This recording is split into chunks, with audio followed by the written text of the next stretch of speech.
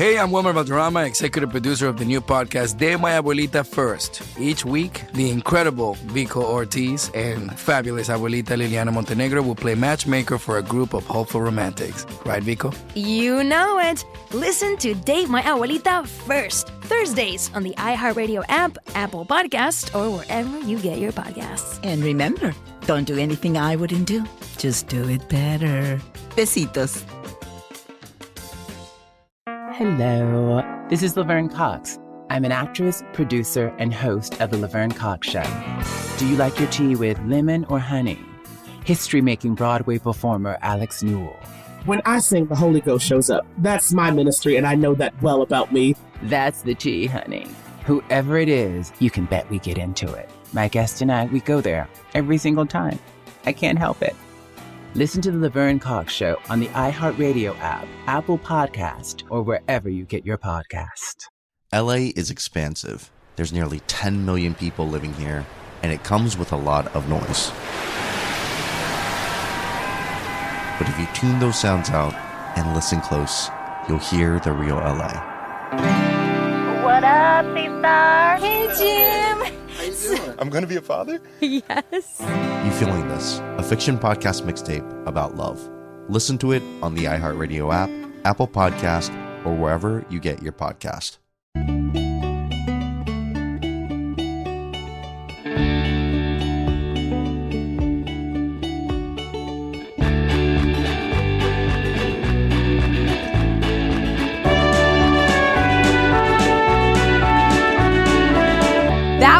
That was rough. Our technical difficulties. We were hoping we were gonna.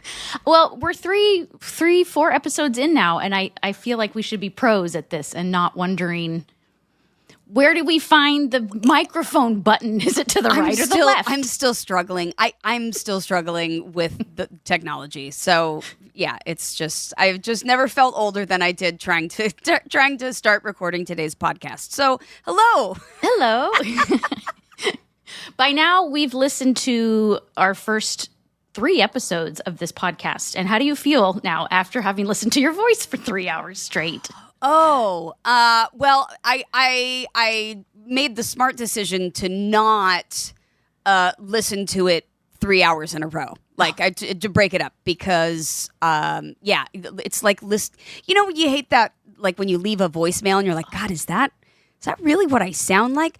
Imagine that, but it much better quality. And yes, that is what you sound like, but part of your job is listening to it. So yeah. It's nothing like listening to your own voice. But I loved it. I am very happy with it.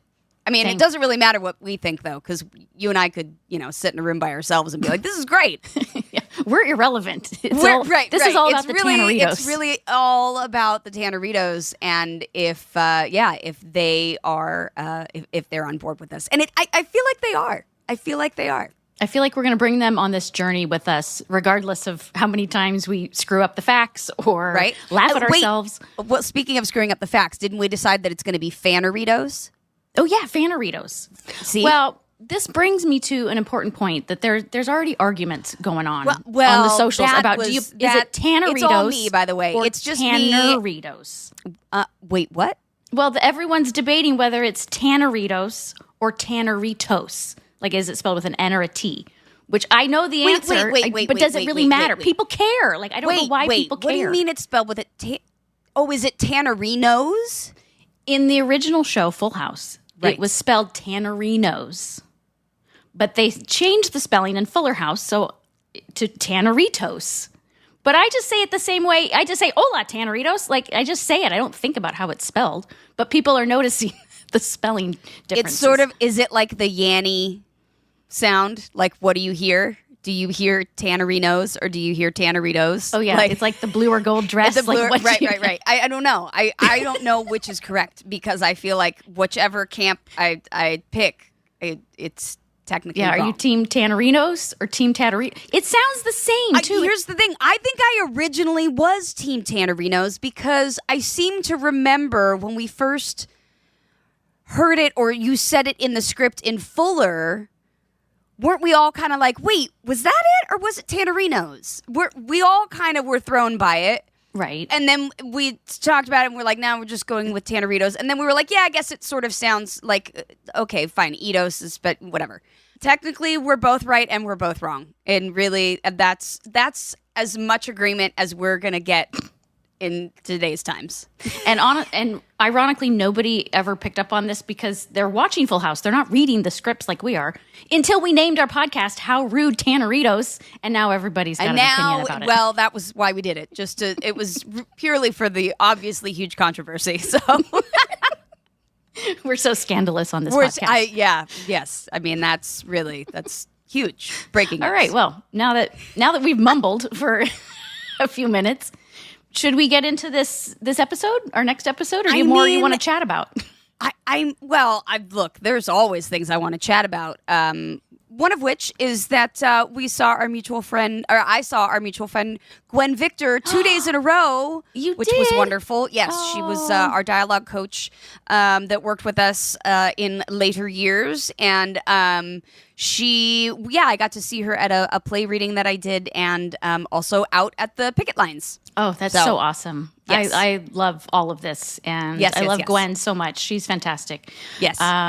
Yeah, love her. Anyway, that was a fun little mutual friend moment that I said I would tell her that you said hello. Or that, well, you know what I mean. Maybe she's listening to this podcast. I don't know. Maybe. She doesn't do social media, so I don't know if she's ever going to hear this shout out. She's the smartest one out of all of us. For sure. Oh, sorry, I just knocked over a light. Maybe by season 2 we'll get our acts together, and I hope the Tanneritos are still around. No, you've worked with me for years and seasons. You know how this goes. We never get it together. No, and I'm always knocking things over. All right. So, I guess we should get into the next episode since that's sort of the point of the podcast. So that's why we're here. Yeah. Well, it's not the only reason we're here, but it's like 99% of it. All right. Well, welcome back, everybody, to How Rude Tanneritos. We're here to discuss Season 1, Episode 2, which is titled Our Very First Night. It aired on September 24th, 1987, and it goes a little something like this. The girls are rockin' when Uncle Jesse is left in charge of them for the night, but Danny is reeling when he arrives home to find Jesse conducting a band practice. This episode was directed by Joel Zwick, who has directed every single TV show on the planet. Yeah, he's directed so many things. He did not do the pilot though, did he? Or did he do the pilot? I think he did the pilit. Yes, he did do the pilot, and I think he did a lot of the first season, but not all of it, I don't think. But yes, he did. He's directed a ton of stuff. And he wrote the book on sitcom directing. Yes. Did you read that before you directed Fuller House? I did read that book, and he was one of the people that inspired me to really try it out. He was like, Jodes, you know what you're doing. You need to try this. And we were actually at breakfast at a deli by the house, at Art's Deli. So, yeah, I mean, imagine Joel and his delis. He's always happiest there. I love Joel. Yes. This episode was written by Jeff Franklin, and it has a few guest stars. Jodie Andrea stars as Raven, who is the only female member of Jesse's band. She is also known for Weird Science, Friday the 13th, the final chapter, and Beverly Hills 90210. Ooh, very cool. And then this is also guest starring David Wakefield, the Pizza Man, which we'll get to the Pizza Man. Just wait. Well, ironically, I actually still talk to Jodie Andrea. Do you? We're social media friends, and I saw her at an event that Caitlin was hosting, Stamos' wife, for like a political thing. So yeah, she is still around and awesome, and the purple hair is not there anymore. But that was my next question. Is she still rocking the purple hair? more purple hair. No, darn it. At least last I saw. Well, maybe she'll bring it back after we talk about this episode. We'll see. Okay, we are opening the show in Michelle's room where Jesse and Joey are finishing up changing her diaper. They say 17 minutes.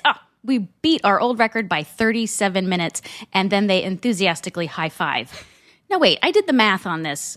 Does this mean it used to take them 54 minutes to change one diaper? Yes, the math part I'm not going to attempt to do, but yes, because if they beat it by 37 minutes, that means that they have to add that. Yeah.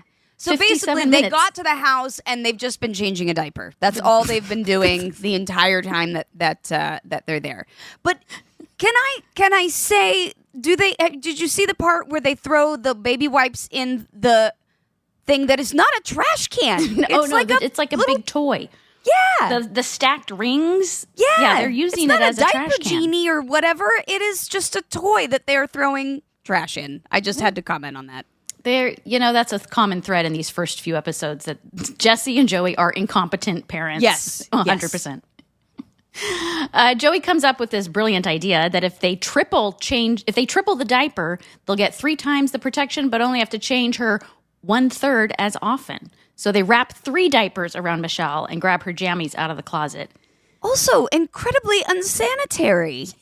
That poor child. They've never heard of diaper rash. I mean, you can't just wrap them in 3 diapers. But I guess that's sort of the point. Yes. But is this what people who don't have experience around babies think you're supposed to do around babies? Like, it's been so long since I've changed a diaper that I would never think to triple diaper, though. Maybe get an extra absorbent nighttime diaper, but 3 diapers? Come on. It's a silly Look, sight if gag. you're wrapping a baby in 3 diapers, you don't even know that the diapers come in different forms. You don't even know that there's a nighttime one. All right, anyway. Exactly. But doesn't he first suggest putting the kid in a bag? In like a trash bag or something? In a hefty bag. Yeah, yes. Again, with the kids in the bags. In an oven bag, in a hefty They're bag. out of oven bags. They got to use a hefty bag. Use a hefty bag. So they realize they can't fit the baby who's wearing 3 diapers into her PJs. So they just start tying different pairs of pajamas around her waist and around her neck. This Olsen twin, whichever one it is very tolerant of all of these machinations. Yeah. I was impressed. I was very impressed. And also, I do the same thing when I struggle putting on my pajamas. I just start tying them around random parts of my body. Hey, much easier. It works. Yeah. It's much cooler that way. There's more airflow. It's true. So Danny walks in, and Jesse and Joey very proudly hold Michelle up and say, ta-da! Danny is not impressed with this, and he tells the boys that he will take it from there. Jesse and Joey leave the room while Danny tells Michelle she really is a good sport, which she is. Is he really doubting his decision-making at that point? Is Danny like, oh, what have I done? I think it's coming. I think it's this episode later on where he starts to question every decision he's ever made in his life. Yeah. Particularly this one about inviting his brother-in-law and his best friend to live with him. But that creates the stakes for the rest of the show. But yeah, I feel like Danny at this point is like, I've really just added 2 more children to the mix. Exactly. It's a very full house. We cut to... Oh, boy. That's only one. I've only done it once. Just wait. It's only been 3 episodes, though. That means there's going to be more. There's so many puns to come. We cut to Uncle Jesse's room where Uncle Jesse is singing an Elvis song while redecorating his room, which brings us to our Everywhere You Look segment where we talk about cool set deck. Cool set deck, but also, do you remember John singing that song all the time? Because I do. You do? Maybe he would just sing that. Just that one part. Just that one part. But that was where you could hear him around set. He'd just be walking around and sing that, going to his room, going to the dressing room, going to craft service. So when I heard that little bit, I was like, oh, yeah, that was your thing. It unlocked a memory. Yeah, for sure. That's kind of like our version of Jodie Sweeton. Right, exactly. Except his was walking the halls thing. Yep. I love that tick of his. So we're in Jesse's room, which looks fantastic. We see a jukebox. We see a pink lawn flamingo.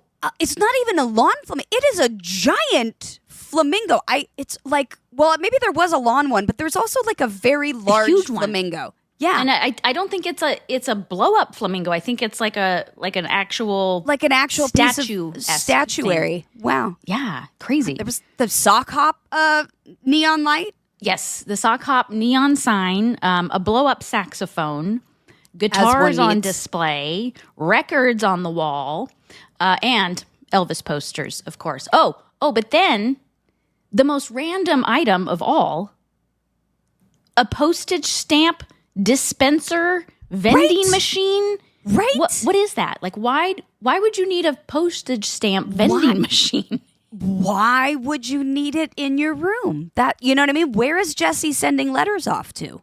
Who's he writing to? Maybe it was a collector's edition thing. Also, question, if it's taken them an hour to change one diaper, and this is still like the first night, right? Is this the... Yeah. Oh, yes. Right? So... how the hell did they get all that stuff in there? They've been working very hard. When did they have time to move? They've been so busy changing one diaper. You know what I mean? Well, and who's watching the rest of the children while Jesse and Joey are changing diapers hour after hour? Right. That's who's moving them in, is the kids. I mean, DJ's obviously already proven herself to be an excellent mover. So that's, okay, never mind. I bet DJ that explains it. DJ has her own moving company. It. She's moved them in. Got it. Great. Okay, keep going. This is awesome. Okay, so Stephanie walks in the room and asks, what happened to my room? She is upset that Jesse is covering up her pink bunnies on the wall with his Elvis posters. And postage stamp machines. She says, my mom... Oh, yeah. I mean, how rude, right? Stephanie says, my mom made those bunnies just for me. Don't you like them? And Jesse immediately rips down the Elvis poster and says, oh, he loves these bunnies. Do you remember the scene? Do you remember being in the room? Do you remember the postage I remember the bunnies. Machine? I mean, I very clearly remember the bunnies. I didn't know, like, wallpaper bunnies were a thing. And I have to say, having seen them up close, Steph's mom did an incredible job with cutting these things. Just perfectly lined edges. They look fantastic. I remember like that. I would feel the edge of them on the wall. You know what I mean? You could like just sort of feel along the edge of the bunnies. And I remember I would like trace along the edges of the bunnies in that room. I don't know, just a weird little memory. Like a tactile thing. Yeah, very much like, so. It's like a sensory thing for 5-year-old Jodie Sweetin. Absolutely, but I remember it. I vividly remember it. Yeah. Love it. Danny enters to announce that it's bedtime. Joey comes to the door and tells Steph that the Sandman Express is there to pick her up. With a harmonica in his mouth, he shuffles into the room on all fours and says, all aboard. I wish somebody would still take me to bed like this. It'd be so much more fun. I'd probably, you know what I mean? I'd get much better sleep. Your husband, Mescal, won't I feel like choo-choo you into the bedroom? That'd be a lot to ask. That feels, you know what I mean? But like, just somebody, I don't know, like just, I want a little train ride. Maybe Dave can provide the service to you. Yeah, now it's just weird. Okay, now I made it weird. Now it's weird. Okay, anyway. Now it's weird. Never mind. I made it weird.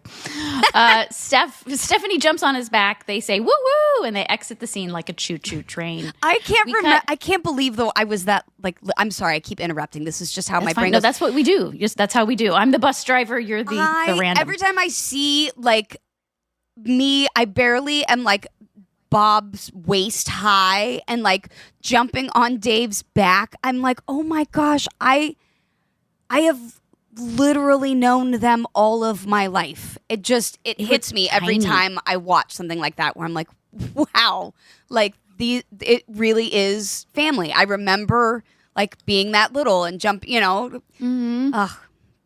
And you were tiny. I feel like you were tiny for your age, or maybe you were just smart for your age. So you acted older than you were. I don't know. I mean, I know you skipped a grade and you learned how to read at age 2 or whatever. I don't know. You throw that fact out now. Well, and then we'll get there in the next episode, which is the first day of school. But let's okay. Let's save it. Let's save it. We'll save that.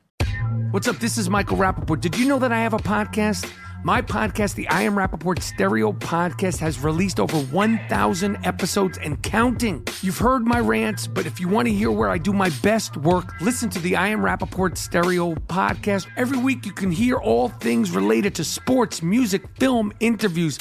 I Am Rappaport Stereo Podcast with a man that needs no introduction, who I've been a fan of, New Yorker, Alec Baldwin. But in movies, the rule to remember is you're not making the movie. They're making the movie, right? The director. Christopher McDonald, a.k.a. Shooter McGavin from Happy Gilmore. And I would be lying if I said it's not the most popular thing I've ever done. I've done 100-something movies. Right. It's just a sports movie, and it's a feel-good, and you love to hate this guy. Basketball legend from Brooklyn, New York, Chris Mullen. Michael and Magic going at it. I looked over at Larry, and he's kind of like shaking his head like, no, it's over, dude.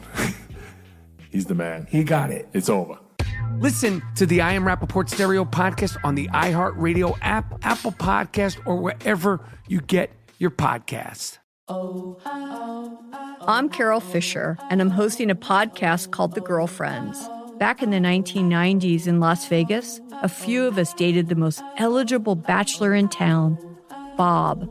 He spoke several languages. He did medical missionary work, and he was Jewish. He was perfect on paper.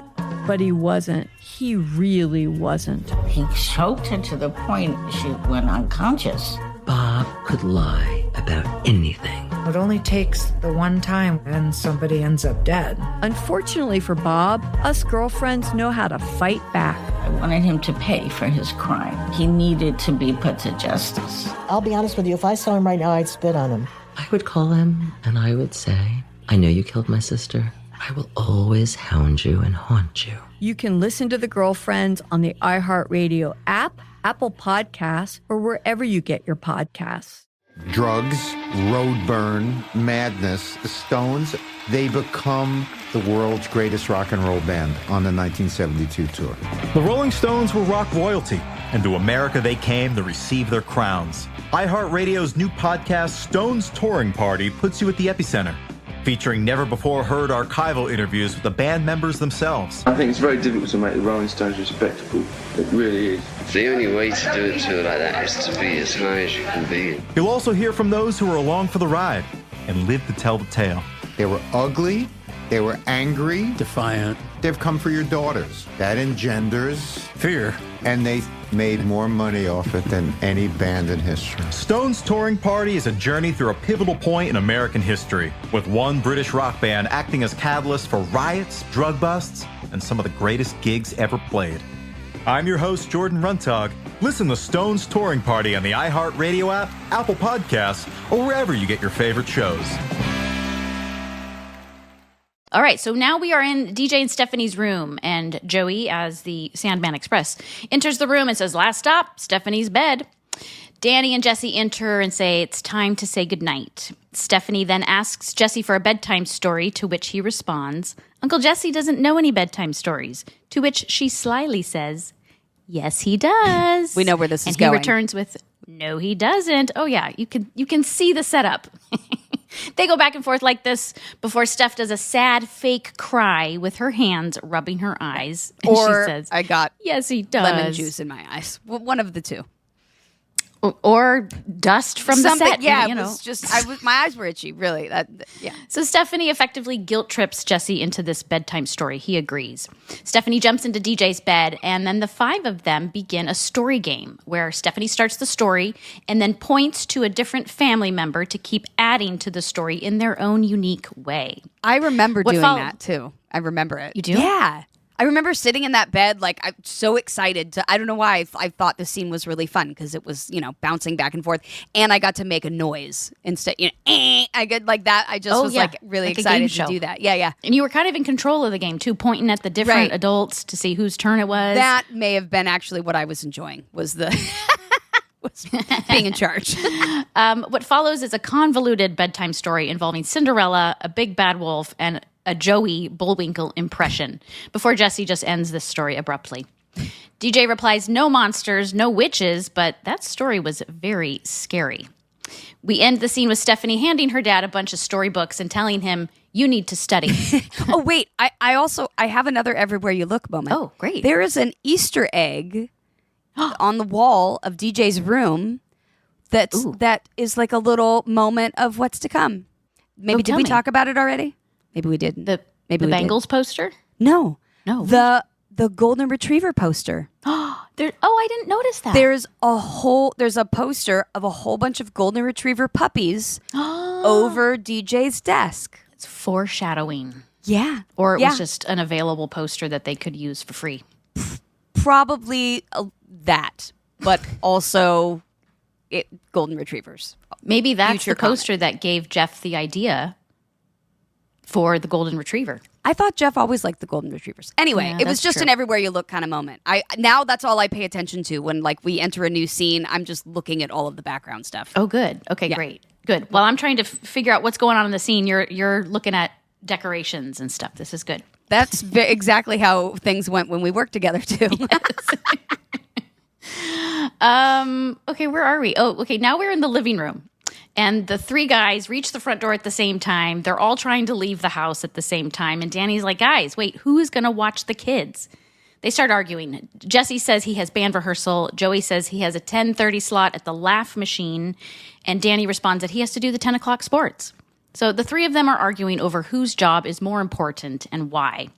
Well, Joey has a rubber chicken and a Grover puppet in his bag. So I'm just saying, as far as things go, that is pretty important. You know what I mean? Yeah, all of his arguments, it doesn't hold any weight. If you didn't know that Joey was a comedian, then obviously with a rubber chicken and a Grover puppet in his bag, that is what makes you go, oh, he's a comedian. Right. I got it. Okay. Do we think, is he getting paid for this appearance at the Laugh Factory or the Laugh Machine? Or is it like a free? As somebody that's done some stand-up before, I mean, not much. No, probably not. It's experience. He's getting paid with experience. It's pay in theory. So the three men are going back and forth, insulting each other's professions with names like Ozzy Osbourne, Rip Taylor, Bozo, and Charo. And this is a fun fact. Did you know that decades later, in 2004, Dave would appear on The Surreal Life with Charo? Well, there you go. I would say foreshadowing, but that wasn't foreshadowing. That was just coincidental. Right? Coincidental. And my guess is that joke doesn't really land with most people anymore. Correct. Yes. And yeah, there's a couple in this one where I'm like, wait, what? Wait, what? Yeah. There's a lot of wait. That should be another segment. Wait, what? Wait, what? 1980s references for you and before. Mm-hmm. After a series of back and forths, it is determined that it is Jesse who will stay behind to watch the girls. Danny apologizes to Jesse and says, I know I can trust you. The girls are upstairs sleeping. Jesse turns around to see that the girls are running down the stairs. They are not sleeping. They say, hi, Uncle Jesse, and everyone heads into the kitchen. Again, with John parkouring over the couch. Oh, did he leap over the couch again? Oh, he stepped on it, like 1 foot on the cushion, 1 foot on the back, one on the arm, and leapt through the thing. Yeah, it was quite skilled, really. Did he ever take a spill or miss a step or fall on his face? I don't remember, but that would have been embarrassing. Yeah, I don't remember any mishaps like that either. Maybe he. No, I wish I did. I know, me too. I wish we could talk about it. I remember my own, but yeah. So we're in the kitchen. The girls are explaining to Uncle Jesse that Dad always lets them have a late night snack when they're hungry and can't sleep. They pull ice cream out of the fridge and explain why they also need cookies. But not so fast. Jesse tells them to sit and asks, do you think I'm an idiot or something? I know what's going on here. The girls give innocent looks before Jesse says that they can have ice cream and chocolate milk, but not cookies. The girls cheer. This is the argument I have with myself every night. I go, okay, here's what we're doing. You can have ice cream. I get ice cream and cookies. No. It's not what you do. Oh, you drive a hard bargain. We are now up in DJ and Stephanie's room moments later, where the girls are in the middle of a huge sugar rush. We see empty containers of ice cream on the table. The girls are jumping rope and doing the hand jive. As Stephanie declares, she cannot stop jumping and she may never sleep again. I'm impressed with your endurance in this scene because you just had to jump for 5 minutes straight. That's the power of being, 5, right? Yeah. You can just jump and run and you get up from a chair and just run for no reason. That's just what you do at 5. Yeah. Very now limber. I was looking at it going, oh, my knees, that would have sucked, Did you and Candace get to eat this ice cream? Or did you ask if you could taste it? Or tell me about the ice cream. No, it was, but I do remember the weird sort of faded purple color on it because I matched my outfit, matched the ice cream container. Oh. But I don't think we got to eat really too much of it that I remember. But I just remember it being the containers were all sticky and everywhere. Yeah. Gross. And I remember I don't think I'd ever heard that Zorro whatever song. The jumping rope song, I feel like mine were more Miss Mary or stuff like that, but I'd never heard that one before. That took me back, not too far, but we did a Fuller House episode where we had to jump rope up in Kimmy's room in the attic. Together. And that was like, and I was in my 40s then. So that I'm like, this is not happening. This is Can we not- please rewrite this bit? Because like, Did they? I don't I think was they not did. coordinated. I don't remember. Oh, that's right. We had to jump rope together. Together. We had to we're like jumping. We were tied together with a fake umbilical cord. Right. And so we had to jump. Yeah. Yeah, anyways. I think they wrote that part out. I think that one was like, this isn't happening. Like, don't make 40-year-old women jump rope on a stage, please. The girls hear music playing downstairs, and DJ says to Stephanie, "Party time." Then we get to this epic scene in the living room. We see Jesse and his band, which is called Jesse and the Rippers, although we don't know that yet. No, but there are some of the Rippers in the background. Gary Griffin. There's some of the Rippers. Yes. Annie Cordola. Oh, you remember their names. Great. I still recall. talk to them. Oh, Yeah. Oh, Yeah. that's so good. How are they doing? They're doing well. They're doing very well. That's awesome. Lanny actually taught me to play guitar on later episodes of Full House. That was who taught me how. But yes, we see the Rippers for the first time. And can I tell you too, like looking also at the Rippers who have been around for 30 some odd years, I'm like, oh my, they were babies. They were all babies. Mm-hmm. Mm-hmm.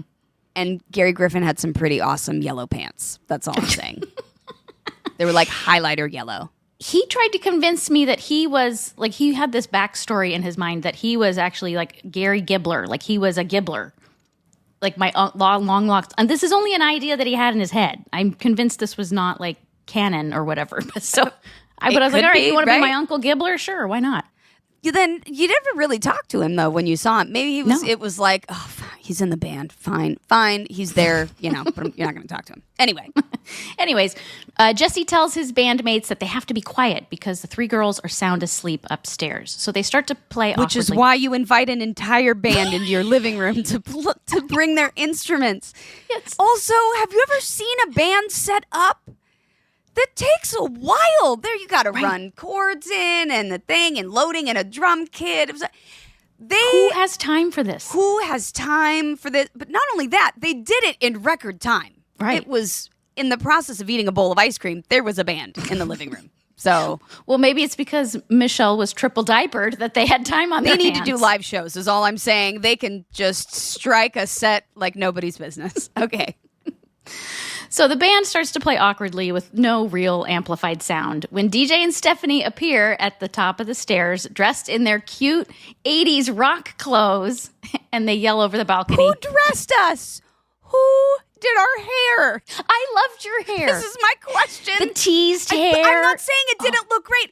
The tease, the little half up, half down side pony, the whole outfit. So I cute. felt so cool in that Let me tell you, I felt so cool. Because Roberta Hayes and Gina Triconis are wardrobe, our costumers for women's wardrobe. Roberta especially was just super cool. And so she was really excited to get to like put us in fun little outfits. And I remember the like ripped jeans and it was so not something that like I normally would wear. And I felt really, really cool. You guys and I looked had purple hair. Very cool. Oh yes, you looked so cool, but you still age appropriate. Like it wasn't like you were in slutty clothes. Like you guys looked adorable. Adorable. No, we just looked. I mean, I had like matching socks, and scrunchy socks, and a scrunchie and a thing. It was all very 80s.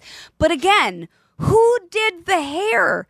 It looks so great. Who put, these a 10 and a 5-year-old. Let me tell you what my kids looked like at 10 and 5 walking out of the house, okay? My mom was like, are you sure you want them out in public like that? Meanwhile, Steph and DJ at 11 p.m. after jumping rope are like fashion plates. I love it. Ready. It's great. They're ready. I love sitcom land. Okay. The sitcom land is the best place to live. Your hair looks the best there for sure. For sure.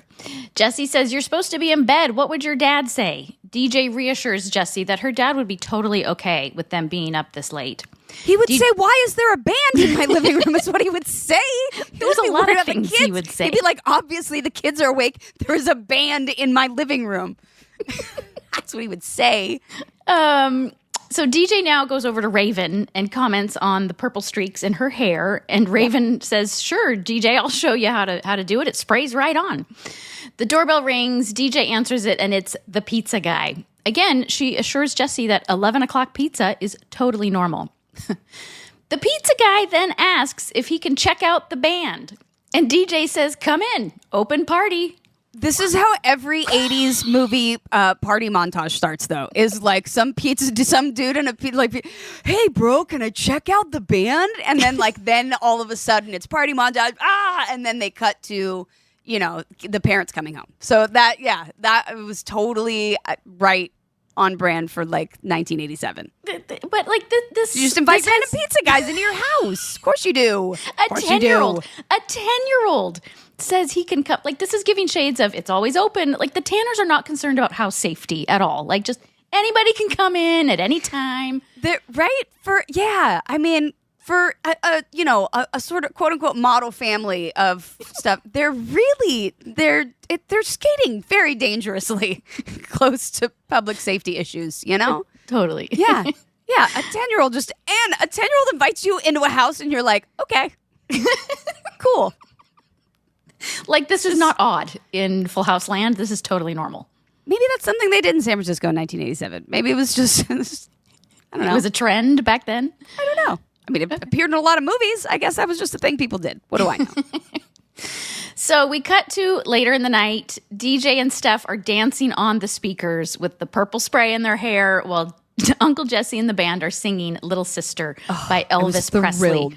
Your dance moves are so cute in this. You're doing, I don't even know what these moves are called, but you are so cute. You and Candace both, are rocking out. At one point, I do notice that I tried to, do the snake, but, kids... the fluidity isn't always there, so I just was just doing this weird movement. A broken neck movement. Yeah. I got a little better with that as time went on, but I didn't care. I was so into it. I was I am on a speaker dancing to music. I was having the best time.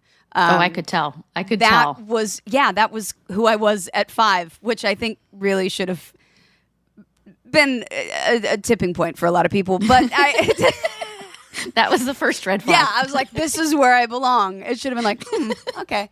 But yeah, I loved that scene. It was so much fun. Oh, it looked fun. Pizza guy and all, Pizza guy was there to party. Right? Well, then Joey walks in the door and yells, conga, and starts a conga line around Joey, the living room. No one's playing Elvis. No one's playing a conga. Does he care? No. Congas were also big in 80s movies. He grabs the pizza guy and they start a conga. Was that a thing that people did? Just congaing around?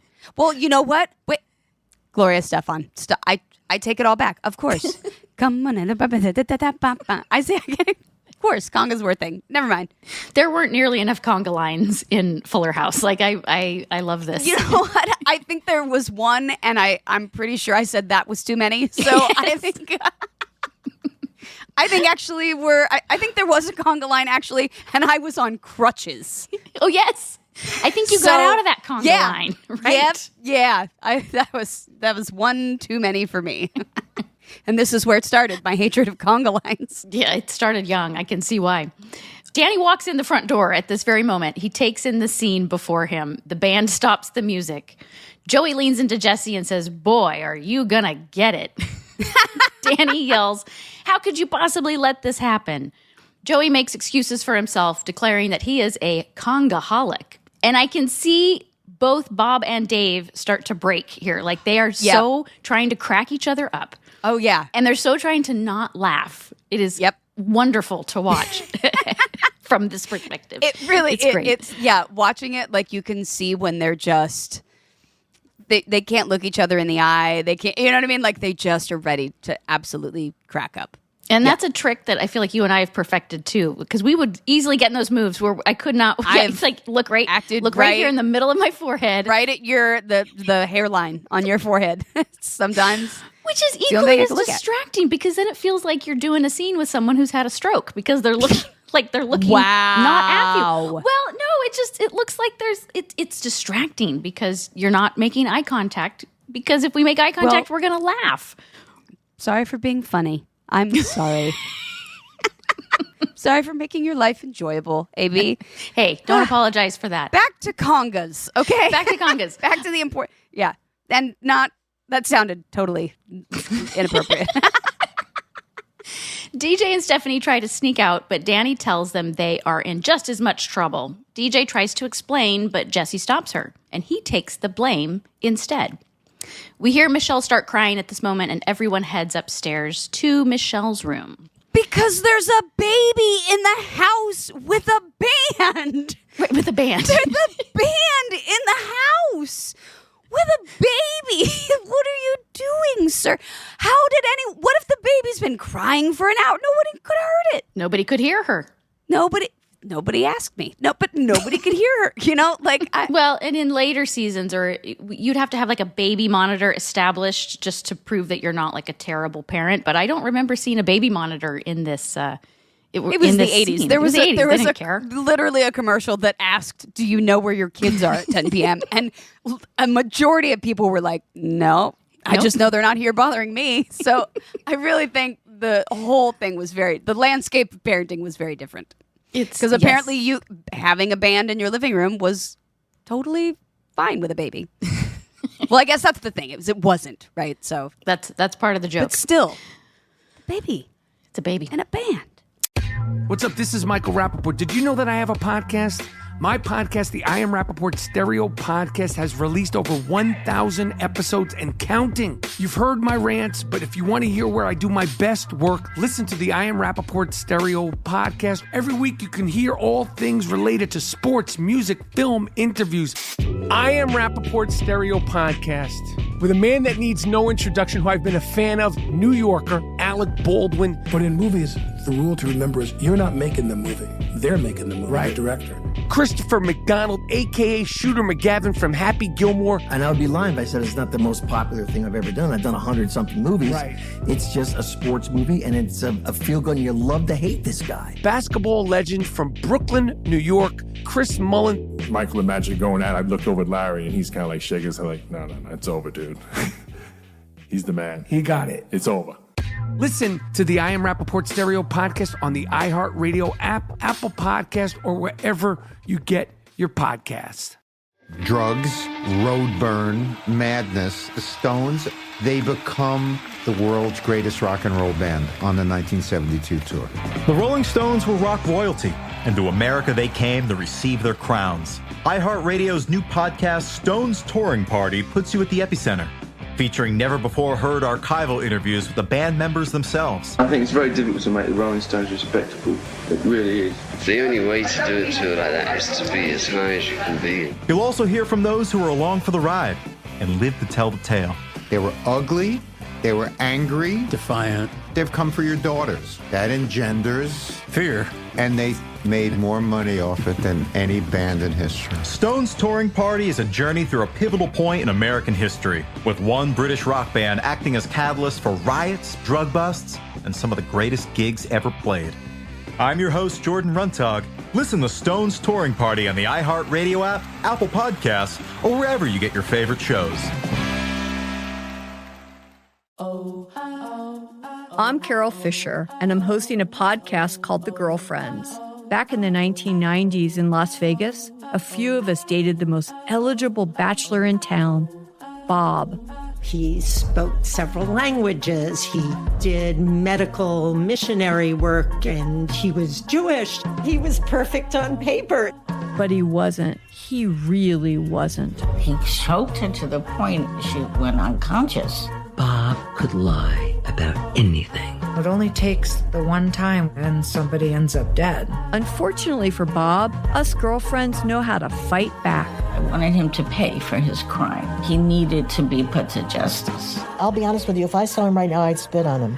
I would call him and I would say, I know you killed my sister. I will always hound you and haunt you. You can listen to The Girlfriends on the iHeartRadio app, Apple Podcasts, or wherever you get your podcasts. So Michelle is crying in her room. We find out because she is teething, which Danny describes as, imagine a sharp, pointy, calcified projectile ripping and knifing its way through your soft, tender gum tissue. Very descriptive. I feel like projectile is the wrong word in that sentence. Just, I'd ask your opinion as an English major, but yeah, projectile to me feels like something that is moving through space, but it would have to project. Well, maybe he meant it's like projecting through the gum, but I agree. It's not the best choice of words, but it's okay. It adds to the the whole thing sounds terrifying, really. It does. And awful. I'm like, well, her tooth is just coming out. Like, that's it. It's not Also, that she's deep, already got Danny. like 5 teeth. She's been teething for a while. Right. Danny gives her a teething ring, which she immediately throws out of her crib. Jesse offers to help and sticks his finger in her mouth. Miraculously, she stops crying. Gross. Again, unsanitary. You've just been playing a guitar, sir, with a band, with people. And maybe eating pizza, too. And eating things with a random pizza delivery man, and you're going to just take your finger and stick it in a baby's mouth? Questionable. I had the same reaction. I didn't know if I was just overcompensating because in post-COVID times here, I'm just like, oh, don't stick your finger in that person. Yeah, but like, no, I guess gross. I maybe again. Where are your kids? With fingers. People were giving kids like car keys to chew on, right? That were probably like dipped in lead paint. So you know what? I again have to remember to view it with a different lens. Right. How did we survive all of this? Danny takes this moment to scold Jesse about not being adult enough to take care of the kids. He says, "Well, your brain isn't working tonight, but your finger is doing great." He exits the room, leaving Jesse with his finger in Michelle's mouth as a human teething ring. We cut to DJ and Stephanie's room, where Stephanie says Uncle Jesse was the best babysitter ever, and DJ responds, "Yeah, but I think he's in big trouble." There's a knock on the door, and the girls turn off the lights and hustle into their beds and fake snore and fake being asleep. Yeah, it was almost as good as my fake crying. Oh, yeah. And I love the lighting placement here. Like, as soon as DJ turns off the lights, like, suddenly there's, like, spotlights directly over your heads so we can see your faces. Those are obviously skylights from the roof, which has an attic above it, which we don't see, but that's neither here nor there. So, that's all right. But it's beautifully placed and lit. Beautifully lit. It's beautifully lit. Danny enters the room. The girls squint their eyes and pretend they are just waking up. Stephanie says, "Is it morning?" Which is so precious. Danny starts to talk to the girls about how irresponsible Uncle Jesse is when he happens to look down and see the empty cartons of ice cream. Uh-oh. The girls are caught. Wait. But weren't the kids... he walked in, we were like dancing on the speaker, right? Oh, yeah. When Danny walked in? Yeah. So he can't really only be mad at Jesse. Like, you know what I mean? I'd be like, I wouldn't be like, Jesse's really irresponsible. I'd be like, you were very well dressed and your hair looks amazing, by the way, but you were dancing on a speaker. Well, but Jesse is the adult. Like, he was the adult left in charge. So ultimately, I feel like the responsibility falls on him. Although, DJ and Stephanie are easily just as at fault. Oh, I'm not blaming anyone. I'm just saying, like, until he finds the ice cream, he's pretty quick to let these kids off the hook.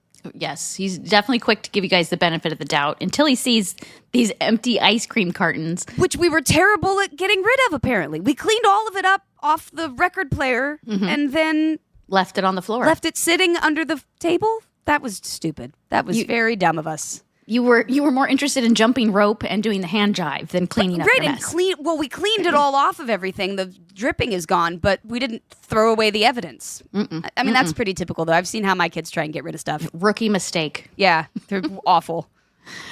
DJ comes clean about everything and promises that they will apologize to Uncle Jesse. DJ asks, "Are we going to be in trouble?"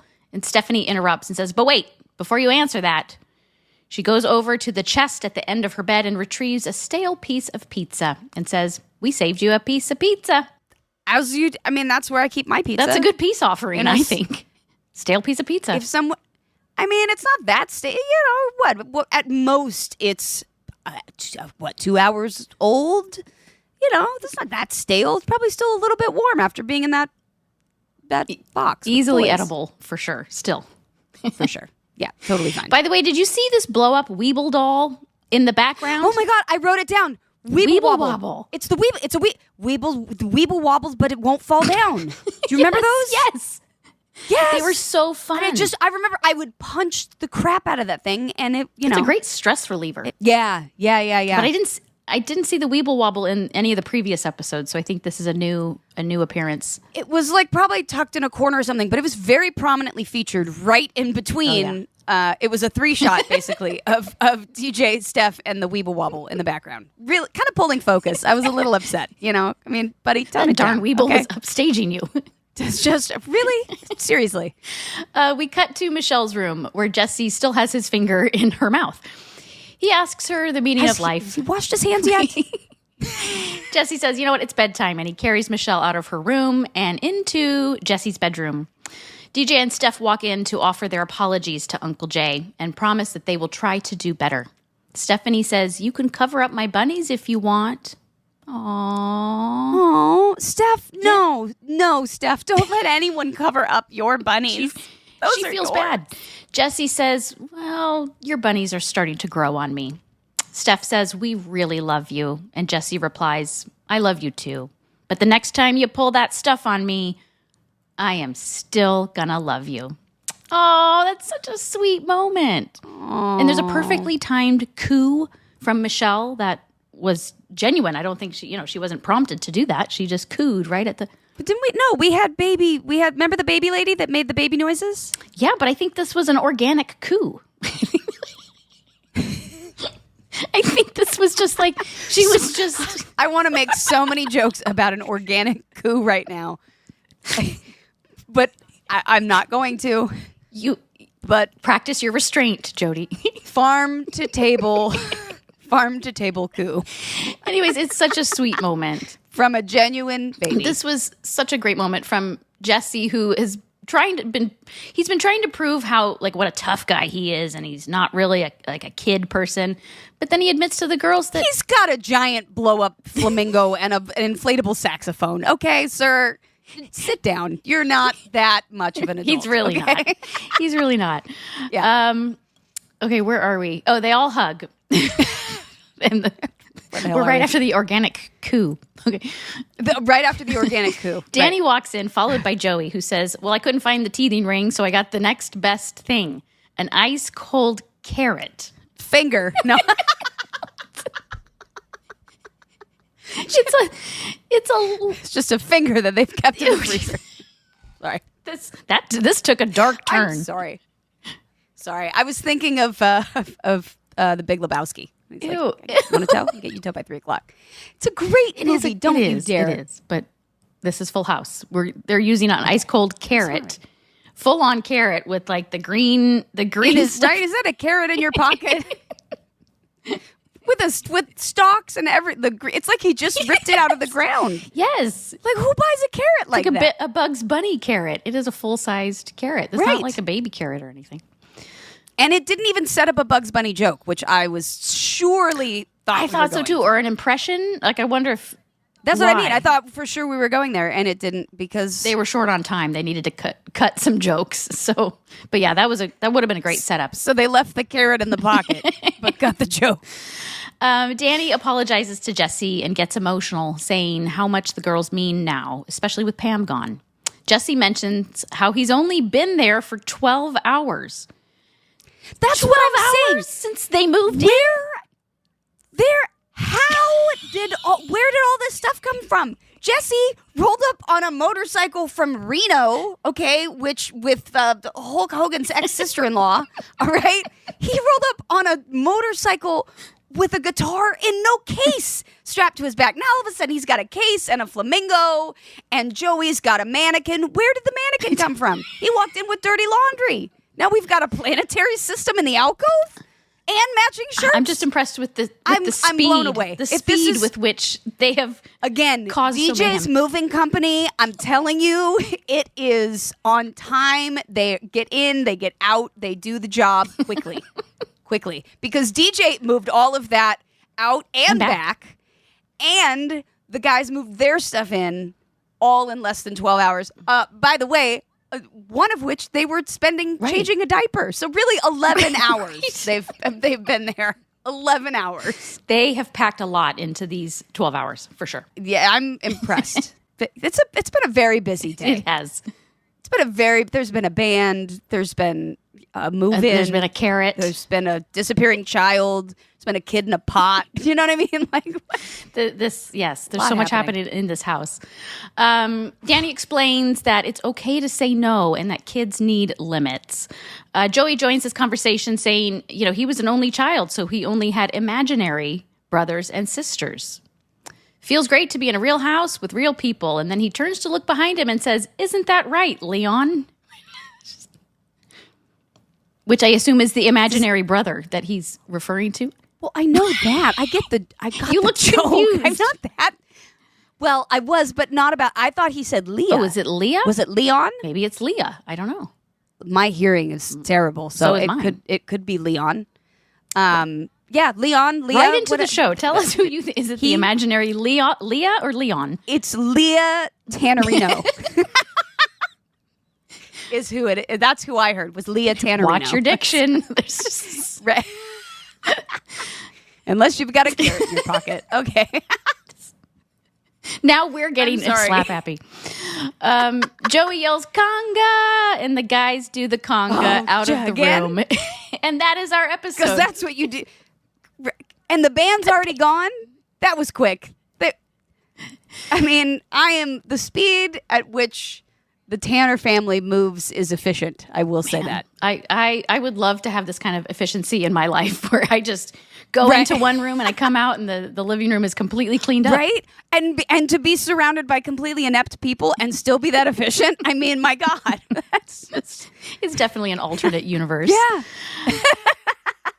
But I love it. Like, I love watching the show and seeing all of those things that, like, obviously, or what, like, don't make sense or whatever. But, like, that you watch the show and that you're so connected to these people and the story and what's going on. And also that it's a sitcom, but, like, that you're so in it that, of course, you don't think about that stuff. You know what I mean? Like, we think about it because we've seen it and we do it, and we're being silly about it. But, like, it was such a great establishing moment of, like, who everybody in the house was in this episode. I noticed just how much chemistry the cast has already. I mean, this is only episode 2, and you guys already have so much chemistry, especially between the 3 guys. Yeah. It's incredible. I loved it. Yeah, I really, really did. You know what I will say too is that the one thing I noticed, and we see this in a couple episodes, DJ was a little devious. She did not turn out that way. Right. She was kind of a goody two-shoes later on, but not now. Yeah. But, like, I wonder if the, she might have been, like, maybe it would have been DJ in the bathroom smoking with Gia. Oh. Who knows? You know what I'm saying? Alternate universe. Just saying. Food for thought. But yeah, it's just funny. DJ seems to be the one that's like, hey, let's go do this. Let's go get ice cream. Let's she's go. the instigator. Yeah, and later on, I feel like Steph is the instigator. You swap roles later on in the series. Yeah. Well, I love this. I love this type of bottle episode where it's focused really on just the immediate family. Like, there's not too many guest stars coming in and out. It's really just there's the pizza guy. There's the pizza guy, and there's the band. Guy. But aside from that, and there's the band. Aside from the extra 8 people that are in the living room for 3 scenes, I'd say there's not a lot of extra people in it. Aside from that, it's just the 6 of you. Aside from that huge party scene, I'd say there's really not a big change in how many people are in the house. The world is small, but the house is full. Nice save. Well, any other remaining thoughts about this episode, or are you ready to wrap it up and move on? I think I have interrupted you enough. I have. I'm so sorry. That's going to be the note that we get. Tell Jodie to shut up. No, that's okay, because we're so close. We're friends. We talk over each other all the time. I'm not bumped by this at all, because this is just like, I'm so she's like, look, this is actually her reined in. Right. This is how it, right. I'm being conscientious of it. But no, my brain, your brain is like the layout of the whole thing, and mine is like, oh my God, look at that stupid thing over there. So, yep. Right, exactly. So if I don't, if I just, I didn't mean to interrupt you a bunch if I did. Do not apologize. I didn't mean, I'm not apologizing to you. I'm letting the listeners know. Oh, okay, good. That just deal with it. Okay, guys, this is how it's going to be. This is what we do. This is how we are. Well, Tanneritos, don't forget to tell us what you want to know, what questions you have, what stories you want us to tell. Let us know on our social media at How Rude Podcast, or you can email us at howrudepodcast@gmail.com. Until next time. Can't wait to hear from you guys. And remember, the world is small, but the house is full. Jodie Sweetin. Andrea Barber. It doesn't work like that. That's Andrea better. Barber. That's it. Yep. That's the one.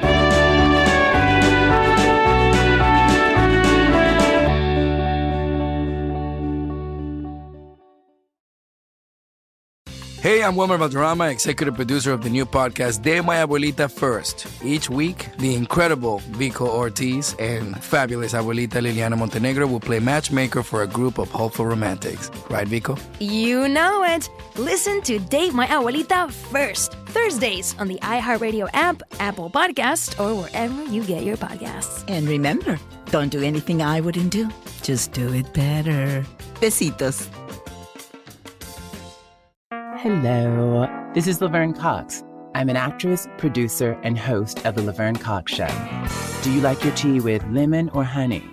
History-making Broadway performer Alex Newell. When I sing, the Holy Ghost shows up. That's my ministry, and I know that well about me. That's the tea, honey. Whoever it is, you can bet we get into it. My guest and I, we go there every single time. I can't help it. Listen to The Laverne Cox Show on the iHeartRadio app, Apple Podcast, or wherever you get your podcast.